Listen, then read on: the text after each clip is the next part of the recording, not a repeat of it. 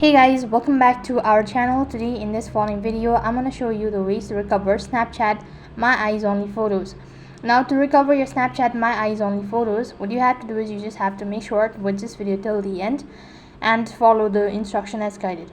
Now to begin with, go ahead and log in into your Snapchat account. When you're logged in, go to your profile or the Bitmoji icon from the top left. While you're on this page, click the gear icon from the top right, and then you'll be taken to the settings page. Here you just have to scroll down a bit and then head over to the section of I need help, or just go to the support center, and then you could go ahead and press on help center. When you actually press on it, it's going to take you to the help center page where you will be able to see this sort of interface. So over here you could just go ahead and tap on the search box, or you could just go ahead and type in the information or select it. When you are on this page, you just have to click the cross icon one more time, and then you need to scroll down a bit and then click on contact us.